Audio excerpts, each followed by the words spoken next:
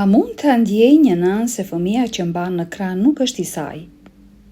A mund që një instinkt i pashpjegueshëm të jetë më i fortë se çdo provë tjetër?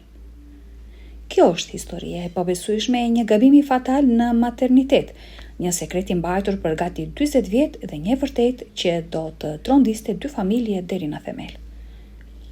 Kur një nënë e re nuk gjente dot qetësi me vajzën e saj të porsalindur që qante pa pushim, ajo nuk e dinte se po përjetonte makthin më të keq të një prindi.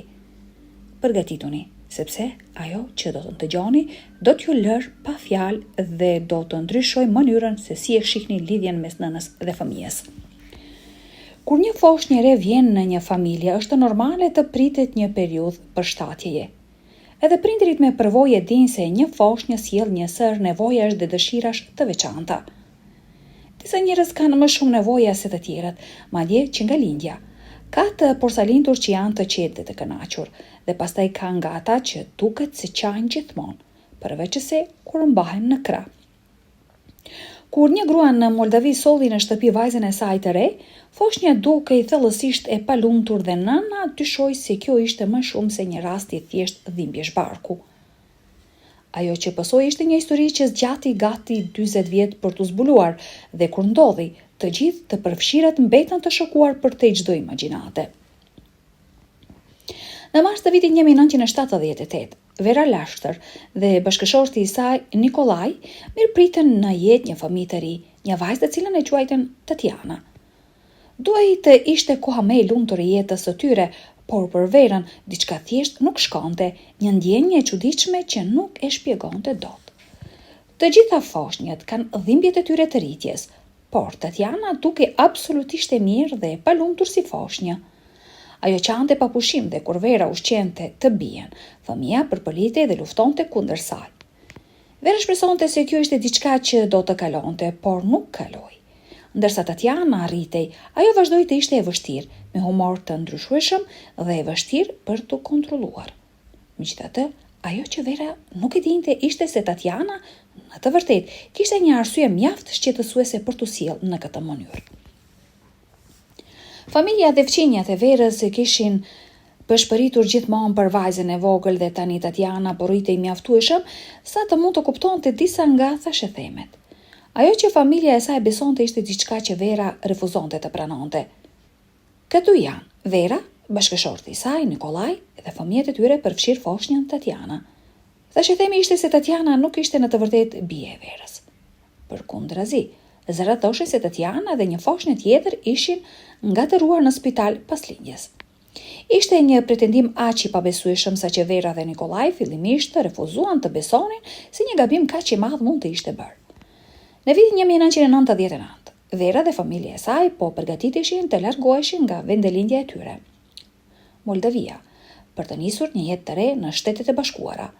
Pikërisht, atëherë një fëmijë me informacion shumë të rëndësishëm, më në fund vendosi se duhej të fliste dhe të thoshte diçka. Fëmia tregoi një histori për një foshnjë tjetër, të lindur në të njëjtën kohë me Tatianën, e cila qante gjithmonë si foshnjë dhe që vuante nga të njëjtët probleme kur vinte puna tek të ngrënit. Ngjashmëria e jashtëzakonshme ishte mjaftueshme për të bërë që Verës dhe Nikolajt t'u zgjohej kurioziteti. Ajo na njehte, tha Nikolaj në një intervistë të nëntorit të vitit 2017 për Inside Edition. Ajo e njehte familjen tjetër dhe e dinte se të 2 fëmijët kishin pasur probleme pas daljes nga spitali. Tatiana e fotografuar në qendër të këtij imazhi nuk u ngjante shumë antarëve të tjerë të familjes së saj. Nikolaj shtoi, ndërsa ato rriteshin mendoi se ajo, fëmia, mund të shihte se fëmia tjetër ngjante shumë me familjen tonë dhe se fëmia që kishim ne ngjante me familjen e tyre.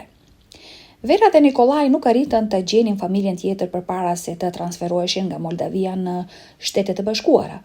Megjithatë, sa herë që vizitonin vendin e tyre të lindjes, ata bënin çmos të kërkonin kudo për përgjigjet e mundshme. Këtu janë Vera, Nikolaj dhe 4 fëmijët e tyre gjatë një vizite në Moldavi. Tatiana është e dyta nga e djathta.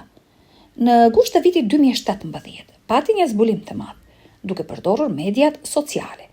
Tatiana tashmë në të 30-tat dhe motra e saj Viktoria mësuan se emri i fëmijës tjetër nga historia e fëmijës ishte Valentina Suman. Tatjana madje e gjeti Valentinën online.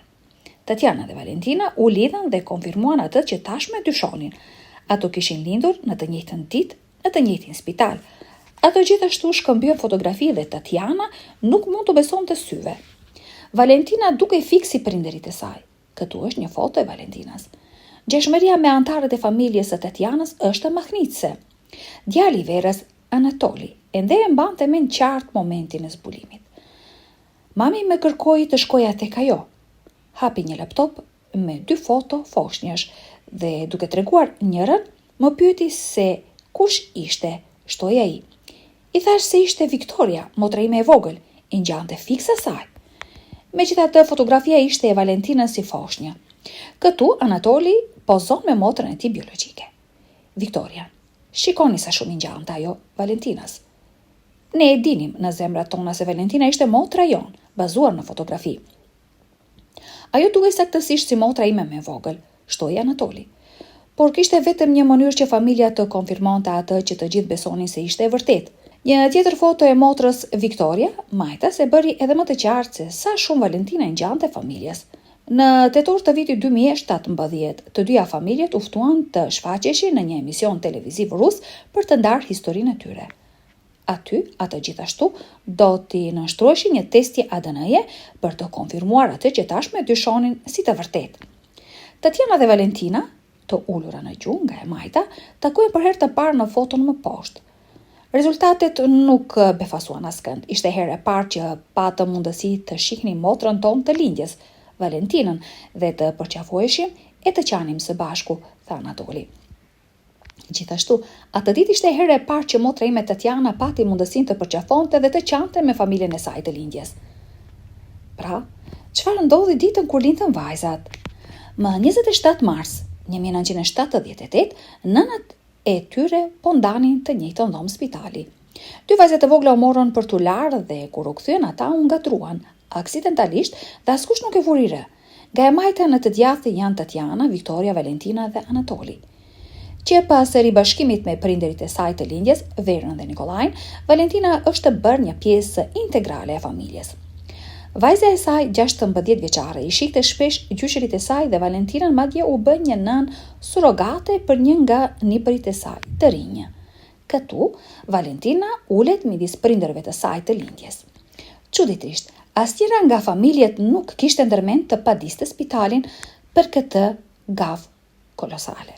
Në fakt, ata ishin thjesht të gëzuar pa mas që gjithçka ishte korrigjuar dhe se vajzat tani kishin jo një, por 2 familje. Këtu, Viktoria, Anatoli, Valentina, vëllai i tyre më i madh dhe Vera pozojnë për një foto. Në fakt, Anatoli dhe motra e tij e sapo zbuluar ishin afruar aq shumë saqë ai aktualisht po bënte plane për të ndihmuar atë të transferohej nga Moldavia në Shtetet e Bashkuara, në mënyrë që të ishte më afër familjes së saj biologjike. Marrëdhënia e Anatolit me Tatjanën gjithashtu nuk kishte ndryshuar as pak.